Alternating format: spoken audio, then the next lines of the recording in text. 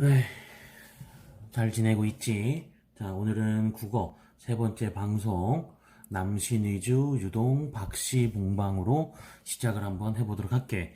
자, 화면 구성이 그동안 잘 안 보인다는 얘기도 있고 조금 멀리 보인다는 얘기들도 있어서 조금씩 수정들은 해나가고 있어. 전에 얘기했다시피 우리도 이런 게 처음이다 보니까 조금 이해들 좀 해주고 최대한 앞으로는 잘 보이도록 많이 노력들을 해볼게. 너희들도 잘 보도록 해봐. 자, 오늘은 제목에서 보이다시피 남신이주 유동 박씨 봉방이라는 제목으로 시작을 할 거야. 현대시 백석이라는 사람의 작품으로 많이 유명해지지. 자, 백석이라는 사람에 대한 특징부터 이야기를 해볼게. 자, 백석이라는 사람은 옛날 내가 학생 때는 잘 등장하지 않았던 사람이야. 근데 최근 들어서 많이 등장하고 있는 사람 중에 한 명인데 이 사람 같은 경우에는 특징적인 장면들이 있어. 가족에 대한 그리움, 가족으로 많이 이야기를 하고 있는 사람 중에 한 명이라고 이야기를 할 수가 있어. 자, 근데 이 사람 같은 경우에는 대표작이 지금 우리가 배울 남신이주, 유동 박시봉방도 그렇고 여운한 골조도 그렇고 국수, 고향, 그 다음에 수락 같은 작품들이 굉장히 유명한 작품들인데 이 작품들의 공통점이라고 할 수 있는 게 가족에 대한 그리움과 해체 등을 이야기했다라고 이야기를 할 수가 있어. 이 사람의 같은 배경은 일제강점기 라고 이야기할 수 있는데 일제강점기라고 얘기하니까 저항시 계열이냐라고 이야기를 하는 사람들도 있을 거야. 물론 이 시 자체가 저항시라고 보이진 않지만 간접적인 저항적 정신을 표현해주고 있다라고 우리가 이야기는 할 수는 있어. 자, 예를 들어 육사형이나 용훈이 형처럼 적극적인 저항에, 적극적인 독립에 대한 어필을 하는 사람까지는 아니었단 말이야. 하지만 백석이라는 사람은 간접적으로 이랬으면 좋겠다라는 정도의 이야기를 하고 있는 사람이라고 우리가 이야기는 받아들일 수 있을 거야. 자, 그래서 백석의 작품이 나왔다라고 한다면, 가족에 대한 그리움과 해체, 그 사이에서의 자기 연민이라는 부분들이 나온다는 걸 생각해주면 아마 이해하기는 조금 더 편하지 않을까. 그런 이야기, 생각들이 들어. 자, 그럼 이제 본문을 봐보자. 자, 본문에 우선 특징적으로 볼 수 있는 게 제목이 조금 이상하다라고 하는 친구들도 있을 거야. 여기를 한번 봐보자. 남신의주 유동 박시봉방이라고 되는데 자 제목의 뜻을 한번 풀이를 해볼 거야. 자 우선 첫 번째 제목이 남신의주 유동 박시봉 방이라고 돼 있지. 자 지금 내가 끊어서 하나하나 읽었는데 자 요거는 쉽게 이야기하면 주소야. 편지 주소. 자, 신의주 남쪽 지역에 유동이라는 동네에 박시봉이라는 사람의 방, 쉽게 얘기하면 요즘 말로 따지면 원룸에 살고 있습니다. 라고 이야기하는 것과 똑같은 이야기라고 생각해주면 돼. 자, 그렇게 이야기를 해주고 있는데, 그러면은, 자, 제목에 의도가 중요하단 말이야. 왜 주소를 했을까? 라고 했는데, 자, 이 부분 같은 경우에는 요것과 연결시킬 수 있다고 생각을 해주면 조금 더 편해. 자, 내가 지금 가족하고 떨어져 있는데 연락이 안 된단 말이야. 그럼 제일 먼저 요즘 같은 시대에는 핸드폰 등이 빠르겠지만 옛날 같은 경우에는 그런 것들이 없을 시대에는 가족들이 나랑 연락할 수 있는 가장 빠른 매개체는 아마도 편지였을 거야. 그래서 내가 여기에 있으니 나에게 편지를 해주세요 라는 의도로 시를 지었지 않았을까라는 추론들이 생긴단 말이야. 물론 가족들과 떨어져 있을 수도 있어. 때문에 가족에 대한 전체적인 그리움을 표현해주고 있는 시라고 해주면 돼. 자, 그럼 한번 본문 봐보자. 자, 본문을 읽어보는데, 어느 사이에, 본문을 읽어보는데, 자, 본문 자체가 여기서부터 여기, 그 다음에 여기서부터 여기. 이 시는 이 연의 구성으로 되어 있어. 자, 그런데 이런 시 같은 경우에 우리가 딱 눈여겨봐야 되는 게 제일 먼저 찾아봐야 될 게 어느 부분이 있냐? 이런 부분이야. 시상의 전환이 일어나는 부분. 시상의 전환이 일어난다라고 한다면 바로 체크를 해줘야지 돼. 왜냐? 이 부분을 기점으로 시의 내용이 100% 달라질 거라는 걸 우리한테 암묵적으로 메시지를 던져주고 있는 거란 말이야.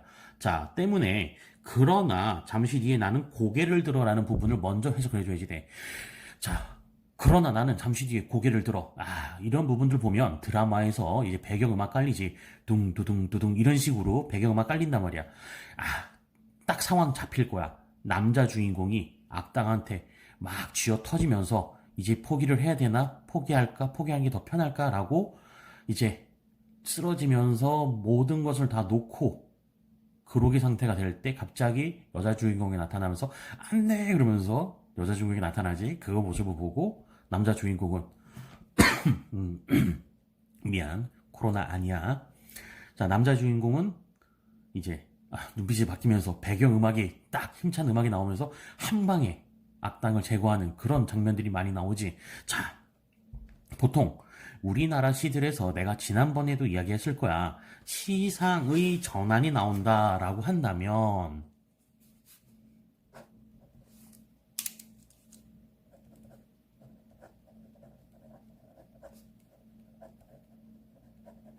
시상의 전환이 나온다면 크게 부정에서 긍정으로 가거나 두 번째 우울에서 긍정으로 가거나 물론 전체 메시지 적인 부분에서야. 이거는 지난번에 수업에서도 어느 정도 한번 했었을 거라고 생각은 들어. 자, 내가 지난번에 수업에서 한번 이야기를 했던 것 같은데 우리나라 시험 문제에 나올 만한 작품들 중에 시상의 전환이 나온다 라고 한다면 그 부분이 가장 중요한 부분이라면 이런 조건이 성립할 때 보통은 부정적 메시지에서 긍정으로 전환이 된다던가 마찬가지로 부정이겠지. 크게 본다면 우울한 혹은 개인적인 부분에서 긍정적인 부분 혹은 전체적인 부분으로 확대, 파생되는 부분이라고 이야기를 해줄 수가 있을 거야. 이 부분 생각을 해주면 된다. 자, 그러면은 이 시의 전체적인 구성이 한눈에 딱 잡혔을 거야. 앞부분에는 부정적 메시지일 텐데 뒷부분에는 긍정적 메시지가 쓰여지고 있겠구나 라고 하는 거 딱 잡혔을 거라고 생각을 해. 자, 그럼 첫 번째 1연에서는 부정의 내용이 적혀 있을 거란 말이야. 그럼 부정의 내용이 어떠한 것들이 적혀 있는지 세부적인 것들로 한번 추려보자. 일단 첫 번째, 어느 사이에 나는 아내도 없고 또 아내와 같이 살던 집도 없어지고 살뜰한 부모, 동생과도 떨어지고 그 어느 바람새인 거리에 쓸쓸히 거리 끝을 헤매였다라고 얘기를 해. 자, 첫 번째, 아내도 없고 집도 없어지고 부모, 동생도 떨어지고 혼자 가족 상실이라고 한다면 외로움이겠네. 자, 두 번째는 어떤 게 있나 한번 살펴보자. 쓸쓸한 거리 끝을 헤매이었다. 자, 화자의 처지 나오지. 부정적 상황에서의 화자의 처지 나와. 바로 날도 저물어서 바람은 더욱 세게 불고 추위는 더 외오는데. 자, 이런 상황 한번 봐보자. 내가 부정적 상황이야. 바람도 부정적 상황이야. 나 혼자 있어. 내가 노숙자야. 그런 상황에서 바람도 불고 추위도 오고 한겨울이야. 그러면은 앞에서 얘기했던 바람과 추위는 부정적 소재 라는 거 체크될 수 있겠지. 부정적 소재라는 거 체크해놔야지 된다. 자, 다음 걸 봐보자. 자, 나는 어느 목순의 집 헌사슬간 한 방에 들어서 쥔을 붙이었다. 자, 여기에서 어느 목수가 박시봉이라는 사람이 될 거야. 그 사람 내 헌사슬간. 헌, 삿. 갈대를 엮어서 돗자리처럼 만든 건데 그게 헐었대. 즉 낡았다는 얘기지. 누추한 집이야. 그 한 방에 들어서 주인을 붙였다. 요즘 말로 하면 새빵살이 했다. 원룸을 얻었다. 임대했다. 자, 이리하여 나는, 자, 이 부분 봐야지 돼. 습내나고 춥고 느긋한 방에서 낮이나 밤이나 나 혼자도 너무 많은 것을 생각하며 디롱뱅이에 복덕불이라도 담겨오면 이것을 안고 손을 째며 제 위에 뜻없이 글자도 쓰고 문 밖에 나가지도 않고 자리에 누워 손깍지 베기하고 구르기도 하고 슬픔과 어리석으며 소처럼 새김질했다. 자, 이 사람이 지금 봐보자. 아까 내가 두 번째 부정적 현실을 얘기했는데, 자, 혼자서, 아이고, 혼자서 뜻없이 글자도 쓰고 뜻없는 글자야. 그냥 아무 글자나 끄적끄적 한다는 얘기야. 자, 뜻없이 글자도 쓰고 구르기도 하고 구르고 그 다음에 뭐를 슬픔과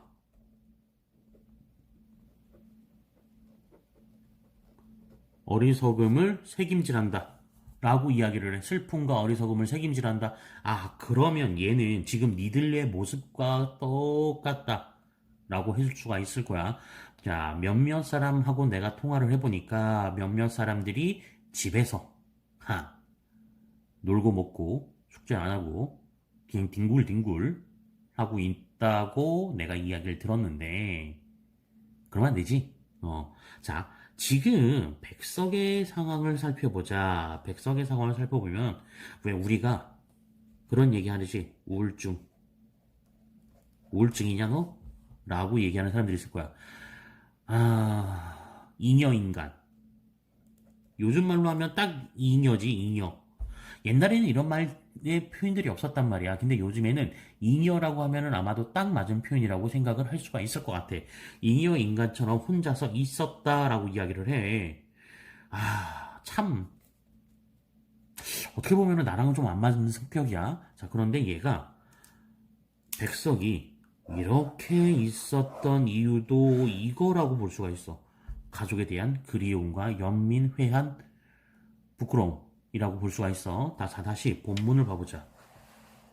자, 이렇게 맞춰놓고 자, 내 가슴을 꽉 메어 올 적에 내 눈에 뜨거운 것이 핑 괴일 적에 나는 내 스스로 낯이 불도록 부끄러울 적이며 나는 내 슬픔과 어리석음에 눌려 죽을 수밖에 없다는 것을 느꼈다. 자, 내가 아까 우울증 얘기했었지. 그런데 내가 왜 우울증 얘기를 했냐면 이것 때문에 그래. 자, 마지막. 이 사람의 부정적 내용의 마지막 세 번째. 죽을 수밖에.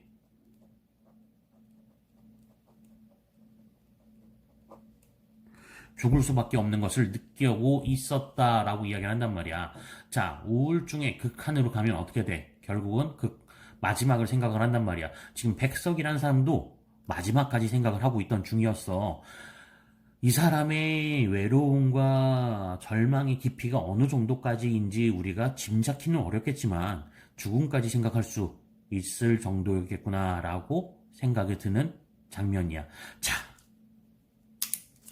그런데 이것들을 모두 다 날려버리는 단어가 나오지. 그러나 게임 끝났어. 자, 앞에 것이 어떻게든 얼마나 심각하고 얼마나 절망적이고 얼마나 어두웠는지랑은 상관없이 그러나 고개를 들어.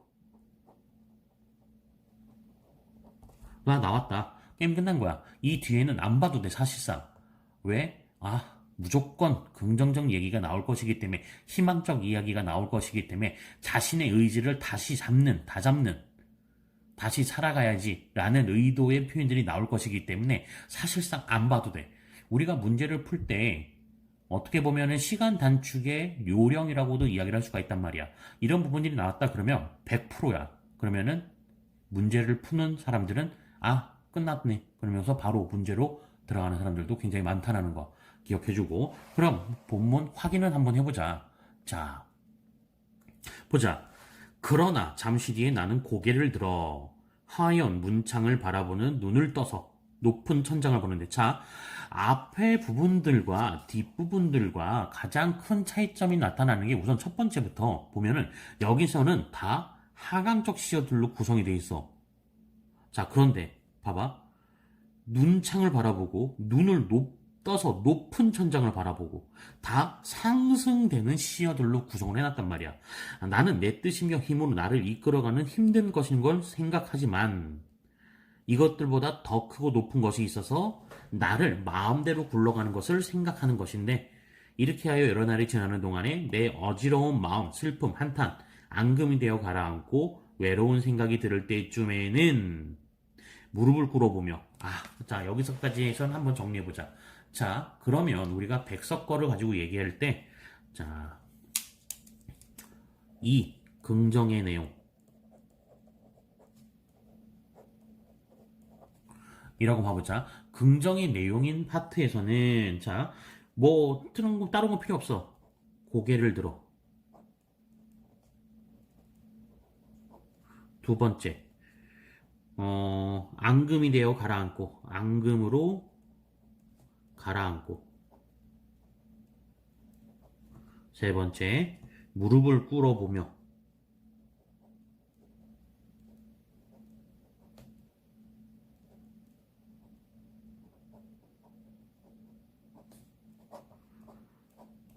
묶어서 뭐라고 얘기하면 될까? 자신에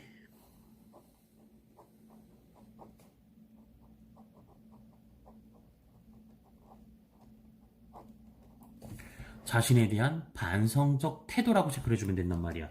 자, 내가 앞에서 이렇게 회환적 모습들을 보였던 것들이, 지금 생각하니 잘못이었구나.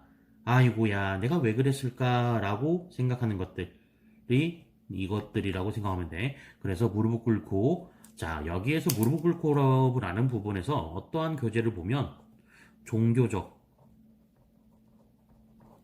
구도의 자세 라고도 이야기를 한단 말이야. 즉, 왜 우리 교회 그 유명한 그림 같은 거 있어. 소녀가 무릎 꿇고 예수에게 기도하는 그림 같은 거 하나 있단 말이야. 그 그림 제목이 기억이 안 나는데 그런 제목들을 보고 떠올리는 장면이라고 생각해주면 되는 거야. 백석이 무릎 꿇고 그 하늘을 보고 기도를 드리는 거야. 자신의 지난날의 잘못을, 그 지난날의 잘못이란 건 앞에 이런 부정적 행동들을 이야기하는 거겠지. 자, 그러면은 이제 다시 마지막 부분 한번 봐보자. 자, 이 마지막 부분들의 내용을 살펴보면 어느 먼 산 바오섬에 따로 외로이 서서 어두워 오는데 하이안이 눈을 맞을, 그 마른 잎새에 눈을 맞을 굳고 드물다는 갈매나무를 생각한다 라고 돼 있어. 자, 아까 얘기한 대로 전환을 통해서 굳건한 상징이라고 생각을 해주면 돼. 자, 작품 개관과 내용을 한번 살펴보도록 해보자. 자, 작품 개관에서는 편지 형식을 통해, 아까 얘기했지? 편지 주소라고 제목이. 편지 형식을 통해 화자의 근황을 드러내고 있다. 토속적 분위기와 평안도 사투리로 라고 돼 있어. 자, 팁 하나 주면은 백성은 평안도 사람이야. 즉 평북 지방 사람인데 시에서도 평북 사투리가 종종 나타난다는 거 생각해주면 아마 뭐 국수 같은 경우에는 아마 평북 사투리가 더 많이 나타나. 자, 그 다음에 시상의 전개 과정에서 절망을 통해서 희망으로, 아까 시상 전환이 굉장히 중요한 팁이 된다고 얘기했어. 자, 시를 볼 때 특히 현대시 같은 거는 가운데 시상 전환이 되는 부분이 있는지, 그런 부분들로 전환이 되는지부터 확인을 해주면 아마 시험 문제 풀 때 훨씬 더 많은 도움이 될 거라고 생각을 해. 자, 그 다음에 표현상의 특징, 제목의 의미, 갈매나무의 상징적 의미가 나오는데, 자, 요거 갈매나무의 상징적 의미부터 한번 보도록 할게. 어두워가는 겨울 하늘 아래에서 하얗게 눈을 맞고 서 있는 굳고 정한 나무로 시련에도 꺾이지 않고 의연함을 상징한다. 화자와 동일시되는 대상으로 굳세게 살아가겠다는 화자의 현실 극복 의지를 표현해주고 있다. 자, 제목의 의도가 편지 봉투에 쓰는 발신인의 주소에 해당한다 라고 얘기되어 있는 거 똑같이 기억해줘야지 돼. 자, 다음 시간에는 이제 백석에 흰 바람벽이 있어 부분을 같이 하도록 할 거야. 자, 백석 작품을 했었으니까 이 흰 바람벽이 있어 라는 부분도 조금은 쉽게 갈 수 있지 않을까 싶어. 자, 다음 시간에는 흰 바람벽이 있어를 조금 더 재미있게 살펴보도록 하고, 지금 보니까 초점이나 이제 안 보인다고 했던 지문 내용도 조금은 더 잘 보이지 않을까 싶어. 요번 파트에서는. 자, 조금만 더 고생들 한번 해보자. 자, 요번 거 공부하고, 인증, 댓글 통해서 인증하고, 구독 안 한 사람들은 구독 신청만 좀 해자. 그래야지 우리가 바로바로 올리는 거, 다음 동영상들도 올라갈 거란 말이야. 국어뿐만 아니라 영어, 수학, 과학 다 동영상들 올릴 거야. 때문에 어느 과목이든 우리가 다 오픈을 시켜 놓을 테니까 필요한 사람들은 참고해서 공부하도록 하고, 구독 신청을 해야 알 수 있으니까. 알겠지? 자, 다음 시간에 보자.